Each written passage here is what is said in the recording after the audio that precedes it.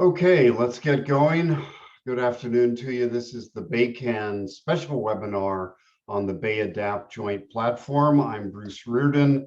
I will be your host for the hour from 2 to 3 o'clock. Thank you for giving us your time today. We have a lot of input that we want from you. Let's look at the agenda here. I'm doing the welcome and overview right now. We'll have a presentation on the BayAdapt joint platform, a strategy for a rising Bay. And that presentation will come from Larry Goldspan, Executive Director at BCDC, and Jessica Fain, the Planning Manager at BCDC. Then after that presentation, which will take somewhere around 12 minutes, we want to talk about endorsements, because that's really the priority right now, as you'll hear from BCDC, is to get cities and counties and others to endorse the joint platform. And Larry and Jessica will talk about that. And then we will get your input on 3 key questions. And I want you to keep those in mind as you're hearing the presentation. We're going to be asking you the 3 that are on the screen. What will make BayAdapt a big success in your city or county or at your water district or wherever you work? Secondly, what are your top 3 spending priorities? There's new state money coming over the next 3 years, and a good chunk of it's going to be for coastal and bay protection. What would be your top 3 spending priorities? And then the third question that we'll get to in the discussion is, what are your top science needs for sea level rise planning? And then we'll wrap up in next steps. So with that, let me introduce Larry Goldspan, Executive Director of BCDC, and Jessica Fain, Program Manager there, Planning Manager, and I'll stop sharing. And Jessica, you and Larry have the floor. Thanks, Bruce. I'll kick it off and throw it to Jessica, who is certainly the expert on all this. I want to thank BayCAN, Bruce, you and everybody for giving us the space to talk about this with this group, which really over the past few years has really come to the fore. And we are thrilled about that. We are really, really happy that you all not only see what we're talking about here as a huge issue, but you've done the real hard work of figuring out how to work together. And that's what we really want to talk about today. One of the real interesting bits about my job, and I think there are a lot of them because I have the best job in the state, no matter what any of you think about your job, is that we have this huge diverse population in the Bay Area. It ain't going to get any smaller. It certainly isn't going to get less diverse. And we have this huge challenge ahead of us. So a couple of years ago, our chair, Zach Wasserman, looked at us and basically asked the question, how are we going to deal with this? After we'd gotten through the Bay Plan amendments on environmental justice, social equity, putting more fill in the Bay and the like, and we started BayAdapt. I don't think it was really quite called BayAdapt at that point, but we started it. And we got this very, very diverse group together. And we held them together as best we could and did a pretty darn good job of it over the past 18 to 20 months. Bruce was there from the beginning, for which we are eminently grateful. And lo and behold, 18 months later, a pretty long gestation period to be sure, especially since Zach Wasserman, our chair, said I want it done in 6 months, which was basically an impossible task anyway. After 18 months, we got something, and we got something that we really like, and we got something on a consensus basis, and that's pretty impressive. And so what we want to talk to you about today is that document, what it contains, how it will affect what you want to do, and more important, how we want you to tell us what you plan to do and how we can fit that into BayAdapt.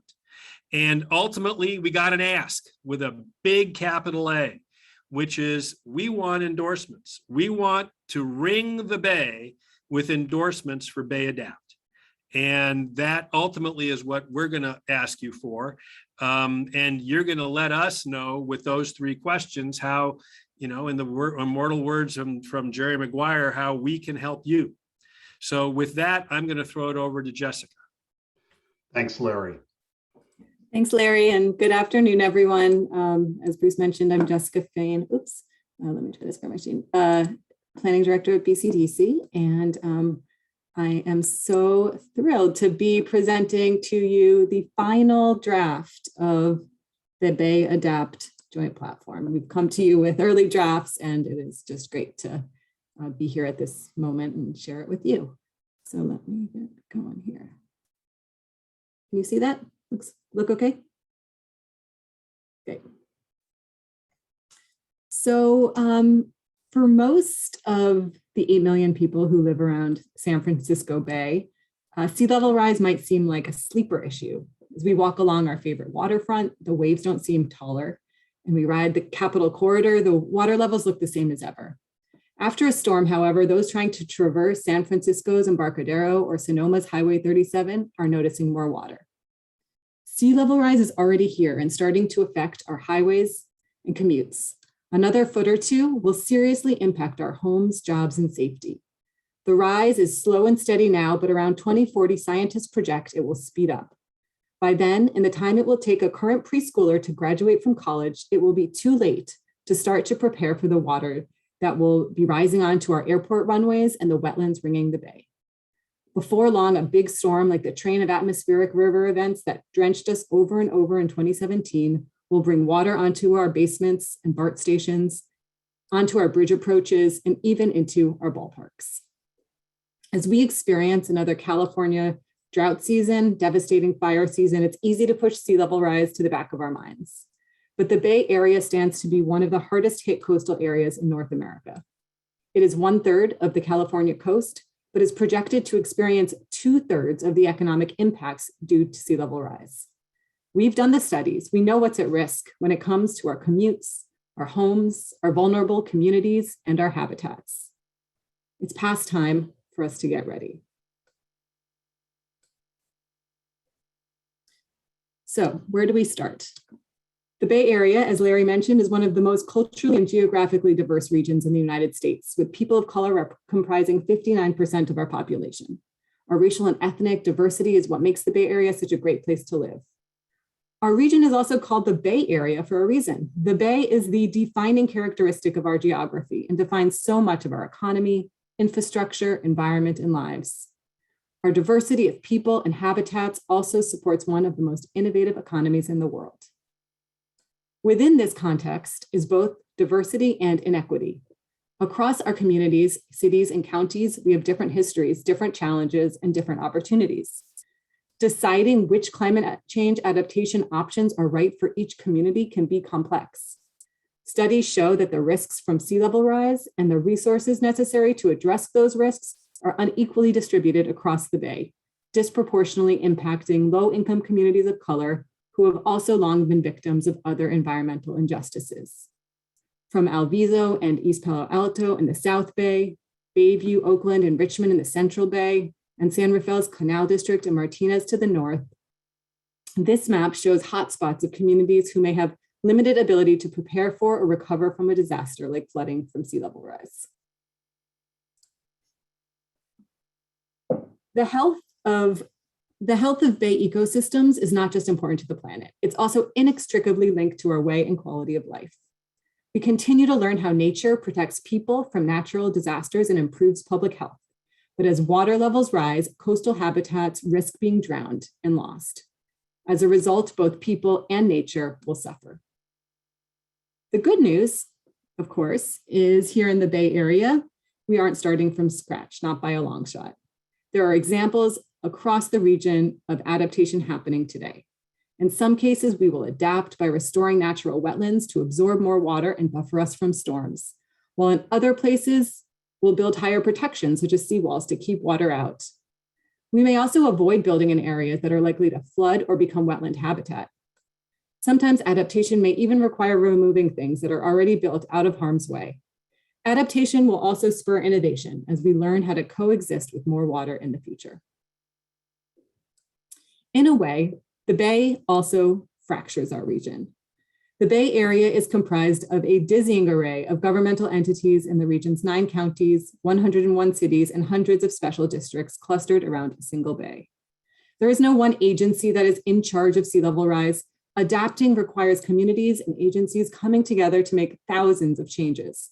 But a piecemeal approach risks pushing water from one shoreline to another, leaving behind the most vulnerable residents, missing opportunities to efficiently solve multiple problems, and not getting our fair share of resources because we're not speaking loudly in one voice. Local action is not enough. This is a regional problem, and so it requires regional solutions. So that's where Bay Adapt comes in. As you know, for the last several years, we've been working with a group of about 30 Bay Area leaders, and we brought them this hypothesis. Can we come together as leaders across a wide variety of sectors, public, private, community, nonprofit, academic, and come up with a consensus-driven strategy that lays out the actions necessary to adapt the Bay Area to rising sea level to protect people and the natural and built environment? Here is the list of our Bay Adapt Leadership Advisory Group. As you can see, a diverse group, and you'll note both Bruce and Dave Bihar have been key leaders as part of this group, and I just want to thank you both for your really active roles in across this process. The first thing we did with that group was develop some guiding principles. These are our North Star for this process. I'm not going to go through them now because I think we've reviewed them before. We've also presented and worked with lots and lots of folks throughout the region over the course of this process, presenting to over 50 groups, hosting 2 public forums, including a public comment period. And throughout this outreach, folks shared with us examples of what their group or organization or city was doing to address the problem. And many of these ideas for the Bay can be found throughout the joint platform as ideas for the Bay that others can be learning from. This also included multiple touch points with BayCAN, and we really value the input that this group has had throughout the process.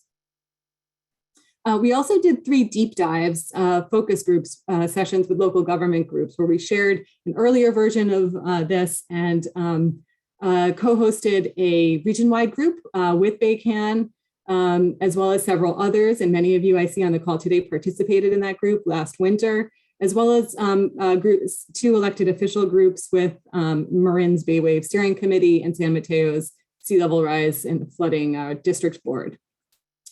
Overall, through those meetings, we heard that folks were supportive of this. It generally had the right elements. It was very comprehensive, but there were some concerns. They thought it was too technical. It was too vague about who will run all of this, who's doing it, and questions about how cities will be asked to collaborate.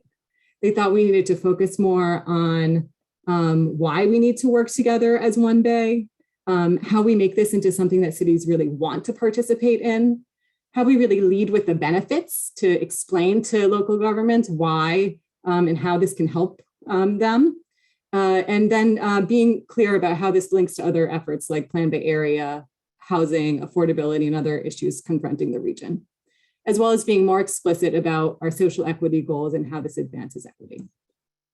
So I'm really pleased that the final joint platform is now available. It's backed by the Leadership Advisory Group and was recently approved by the BCDC Commission. It doesn't specify specific projects for the shoreline. Rather, the platform's aim is to leverage the power of collective action to enable the region to adapt faster, better, and more equitably to rising sea level. It's really a roadmap. And so what will this ultimately mean for Bay Area communities? It will mean reduced flooding for communities, businesses, infrastructure, and habitats, protection of wildlife and natural areas, recognition and equitable support for low-income communities of color, robust integration of adaptation into community-focused local plans, accelerated permitting and project construction, particularly for nature-based and multi-benefit projects, technical assistance for local governments, and if everything goes to plan, more funding for adaptation. So what's in this? Here is our wheel that shows the 5 categories, 9 actions, 21 tasks that comprise this Bay Adapt strategy. And I'm just going to quickly touch on the people, information, plans, projects, and progress that we think need to happen in order to adapt as a region. First, successful adaptation starts with people. Hearing everyone's voice and ensuring that we create solutions that uplift everyone together. Action 1 focuses on laying out this collective vision for a resilient future. The first task lays the groundwork for consistent plans and projects that will get us where we need to go. It must be based in grassroots engagement from start to finish with deep reflections of local needs and social and cultural and physical conditions, and mesh with priorities in other areas like environment, housing goals, or economic growth. The resulting vision will include objectives, metrics, sub-regional actions, and guidelines to help us achieve success. This action also includes a task to establish a shared ongoing legislative agenda so that we can advocate for the region's needs across sectors and interests and be prepared to proactively respond to active legislation or other state initiatives like this year's climate resilience budget package. Action 2 is focused on processes to help ensure that community voices, especially those from frontline communities, are playing an active leadership role. Building on a lot of what BayCAN's Equity Working Group is doing, this includes a task that outlines improvements to relationships between communities and local government, as well as for calling on ongoing stable funding to support the expertise of community members and community-based organizations. Next, transparent, consistent information about science, vulnerability, consequences, and solution is critical for the public as well as for adaptation practitioners to make informed decisions. Action 3 includes tasks that seek to increase public awareness and work with schools on climate-focused curriculum and job training programs. Action 4 strengthens relationships with research and scientific communities to fill the region's specific technical and scientific gaps and proposes a one-stop shop where users can get answers easily and quickly. This is another area where we really hope BayCAN can play a lead role, especially around how to provide the best climate services to cities. Action 5 is all about planning. So Action 5 proposes incentives for local city plans that align with these long-term goals and guidelines. We also heard from local governments that we need to better align how state mandated plans and like general plans, local hazard mitigation plans, and adaptation plans can help or hinder long-term sea level rise planning. Action 6 is all about funding, getting a better grasp of our needs, what's already out there, and what new frameworks or funding tools we might need to get into the future to generate, aggregate, and direct fundings equitably and efficiently throughout the region. It also talks about providing specialized expertise to help jurisdictions fill funding gaps at the local level through innovative financing tools or grants. Projects is what most people think about when they think about adaptation, but there's many barriers that can get in the way, and this section aims to break those down. So Action 7 helps to accelerate permitting to help advance the region's long-term vision, as well as look at the broader landscape of environmental regulations and policies that projects must comply with. How can the regulatory framework be updated to account for sea level rise and adaptation projects? 8 proposes incentives for projects that advance the regional vision and calls for facilitated sub-regional working groups for local collaborations and help overcome construction barriers like training for contractors, building new types of nature-based projects, and planning for sediment use across the region. And then lastly, how can we know if we're achieving our vision if we don't track our progress? Action 9 outlines a process for transparently and regularly tracking how we're doing and providing a report card so we can adjust course as needed. So I see that I'm at my 12-minute mark and actually a minute over. I'm going to flash this up there. No expectations that we're going to you should be able to read this chart. But I will say, at the end of the joint platform, we've developed a preliminary implementation chart for how the vast number of organizations will help us achieve this very ambitious set of goals. You can see L stands for lead, 2 dots stands for participate, and 1 dot stands for support. And those 2 columns there in red indicate both where we think BayCAN can play those roles, as well as where those local jurisdictions are. And we can talk about all that more in a minute. And I will also say that one of the things that came up is who's going to hold this whole thing together. It's a lot of great ideas. And so one of the things BCDC did when we brought it before the commission last month was to step up and say that BCDC can take on the role as a backbone agency in keeping this initiative moving forward. I won't talk about this too much, but we've been working closely with our partners at MTC and ABAG around Plan Bay Area and the folks at SFEP at the Estuary Blueprint to make sure all of these regional plans link together. And so with that, I don't know if I should just transition, Bruce, into our ask. But let me just say thank you for a terrific Okay. presentation. You know, a number of us have heard various presentations over the 18 months. That was the best one yet, I think, of explaining a big effort to our group. So thank you. Why don't we move straight into endorsements and your need for that. If you want to stop sharing, well, you can use your slide here. That's fine.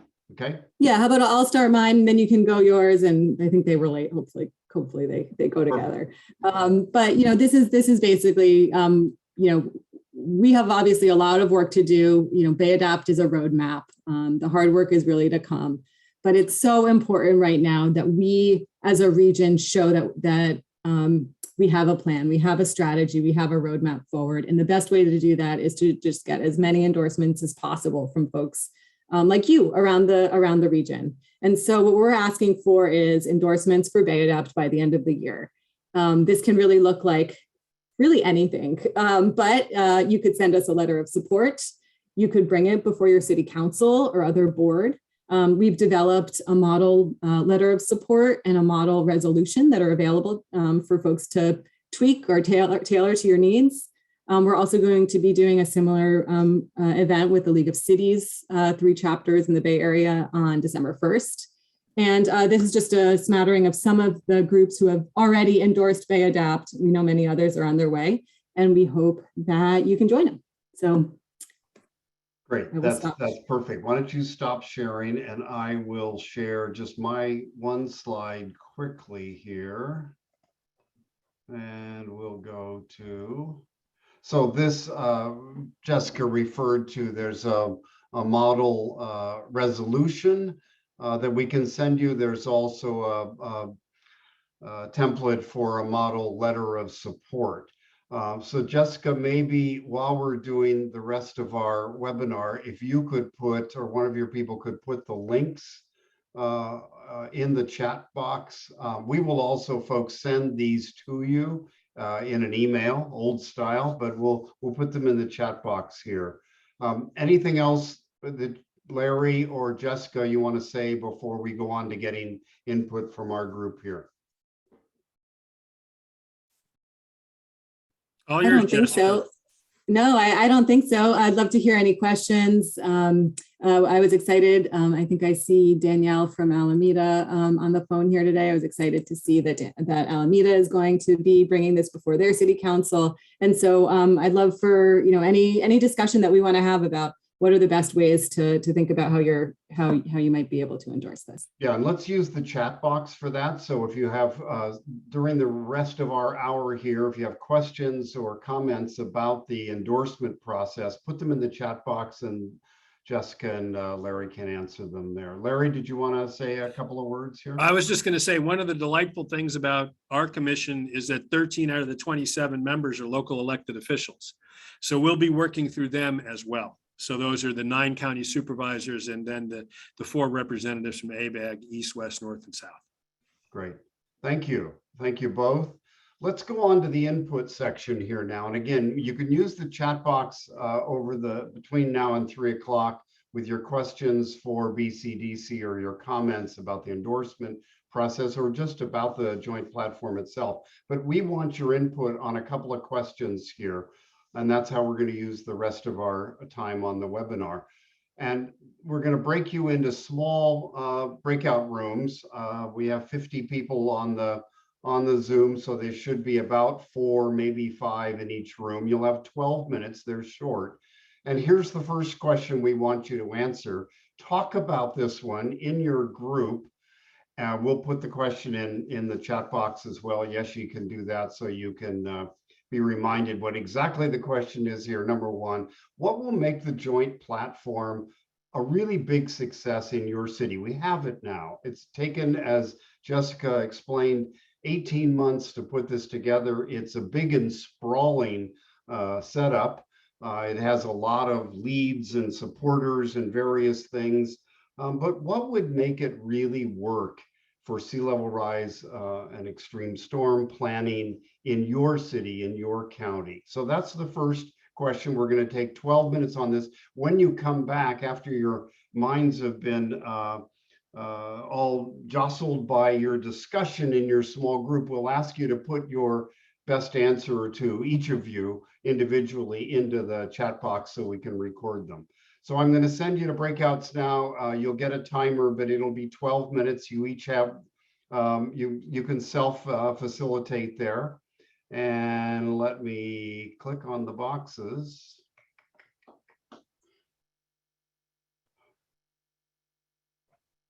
And we'll open all the rooms.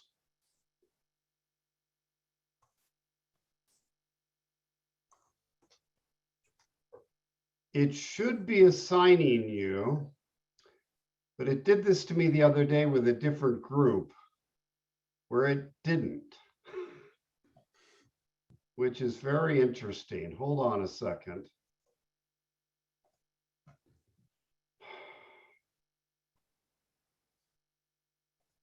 Just sit tight.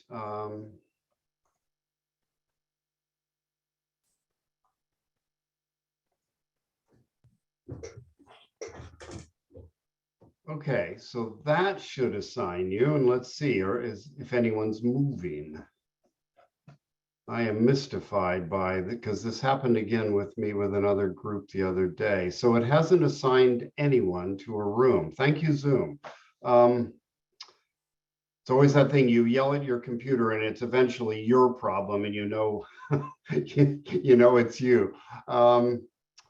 Why don't you go away? I'm going to check that you can assign yourselves and pick 1 through 12 just kind of randomly and assign yourself. If you can't, you'll be in the main room, and I will, hold on a second. I'm going to change the thing so you can, okay. So now we ought to open rooms, and you can assign yourselves to something 1 through 12. Just go ahead and do that. If you have an older version of Zoom and can't assign yourself, I will assign you to a number. This should work.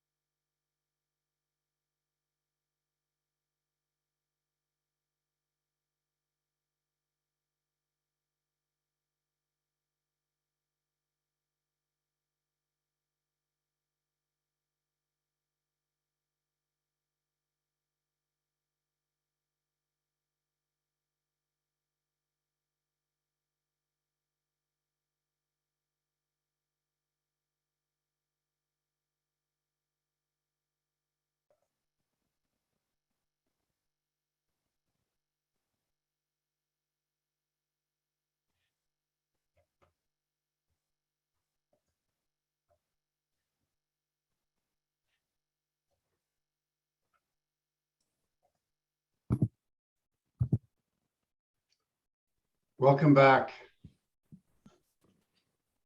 While you were doing that one, I was looking through the chat box answers on the first question, and they're terrific. So thank you very much. That was some really good quality stuff that we have on that first question about what will make it a big success. I hope your discussions in the small groups were helpful in terms of funding. And so we'd like to ask you at this point to take a minute or two to put in again, what are your top 1, 2, or 3 priorities for funding, and a little bit why, so we can record that here. We found in Zoom that, and maybe you found this before, we can't record in the chat box while we're in breakout rooms. So you have to do it to save it. You have to do it when we come back together. So we're doing it here. And thank you for playing the game with us today. So if you can just be putting your answers in the chat box while we wind up on what are your top 2 or 3 ideas on spending this money that's coming? And again, we will turn all of this back out to you and to BCDC because there's some good things there. So we're not going to break up for the third question, but I'll pose it here, and you can also help us with that one in the chat box in the remaining 5 minutes. And that's about top science needs. We've asked this question previously in a regional meeting and kind of in short form. We've got a group working now with climate services on heat and precip science, but what science needs do you have? What information do you need for sea level rise planning? And again, don't put the whole kitchen sink in, but what are the most important things that you would need to get for science information? Is it about subsidence? Is it about multiple flooding factors, both from kind of the land and from the bay? Is it about which strategies are best for certain situations? There's so many projections out there, as you know, on sea level rise. Is what's needed helping you sort through those and translate those and understand where the different types of projections are most applicable. So just give us a couple of your thoughts there about the science on sea level rise in the chat box.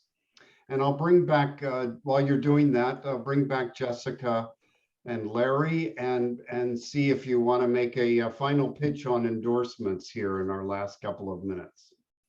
Jessica? And I'm looking at that was just such a fascinating and great conversation. I just had 2 really, really good conversations with my 2 breakout groups. And I'm just so grateful for BayCAN for everything you do. And I'm seeing so many folks in the room who have been so helpful with Bay Adapt throughout the way. So thank you all. I didn't name everyone, but I would just say, let us know how we can help you. BCDC staff is available to support you as you're approaching, as you need a letter of support, as you're thinking about approaching your board or your council. So just reach out and let us know what we can do to support you, and whether that's sending staff or helping you draft a letter or whatever it is. We're here. Great. And we will, again, in the follow-up email here, we will send the actual templates for the letter of support and for the resolution. And I believe we put in the chat box already the link to those on the web, and the link to the full. Jessica gave you the Cliff Notes version because we asked her to, of the Bay Adapt platform, but the full thing is on the web and very visual and quite good. We'll also post the recording of this meeting, so people that missed it, that can see Jessica's terrific explanation of the Bay Adapt platform. I would ask one last thing, that if you're new to BayCAN, if this is your first meeting here, please put your email in the chat box. One more thing for the infamous chat box, so we can keep you on our list and keep you informed as we go. So we'll let you out early, a couple minutes early. Thank you. I'll leave it open if you want to stay and keep typing on your chat box answers, but we thank you very much for your attention here for an hour, and BCDC thanks you, and onward and upward, we will go forward with Bay Adapt. Thanks, and see you all very soon. Thanks, everybody. Thank you. Thank you. Thank you, Jessica, and everybody at the BCDC team. Thank you very much. Thank you to all that worked on BayAdapt. A lot of work and great staff work.